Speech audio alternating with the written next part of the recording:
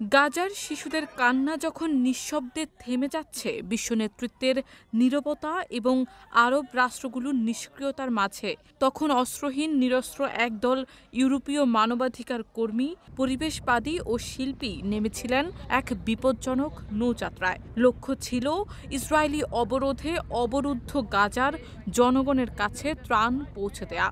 কিন্তু সেই যাত্রা রুখে দিয়ে জাহাজ মেডলিনকে আটকে দিয়েছে ইসরায়েলি নৌবাহিনী। সেই সঙ্গে জাহাজের ১২ জন ক্রু সবাইকে গ্রেফতার করে ইসরায়েলে নিয়ে যাওয়া হয়েছে।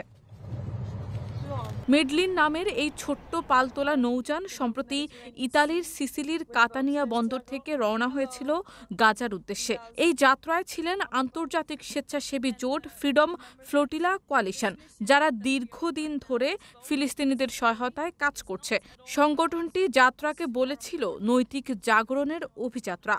গ্রেফতারকৃতদের মধ্যে সুইডেনের নাগরিক ও আন্তর্জাতিক খ্যাতিসম্পন্ন পরিবেশ আন্দোলনকর্মী, গেম অফ থ্রোনস খ্যাত অভিনেতা লিয়াম কানিংহাম এবং ফ্রান্সের পার্লামেন্টের এমপি রিয়া হাসানও রয়েছেন। সামাজিক যোগাযোগ মাধ্যম এক্সে পোস্ট করা এক বার্তায় রিমা হাসান জানিয়েছেন, রোববার স্থানীয় সময় রাত ২টার দিকে ভূমধ্য সাগরের আন্তর্জাতিক জলসীমায় মেডলিনকে আটকে দেয় ইসরায়েলের নৌবাহিনী এবং জাহাজের সব ক্রুকে গ্রেফতার করে।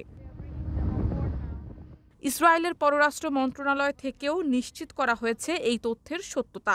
এক্সে পোস্ট করা এক সংক্ষিপ্ত বিবৃতিতে মন্ত্রণালয়ের পক্ষ থেকে বলা হয়েছে, সেলিব্রিটিদের বহনকারী সেই সেলফি জাহাজটিকে রোববার মধ্যরাতে ইসরায়েলের উপকূলে নিয়ে আসা হয়েছে। ক্রুদের সবাই আমাদের হেফাজতে নিরাপদে আছেন। তাদেরকে স্যান্ডউইচ এবং পানি সরবরাহ করা হয়েছে।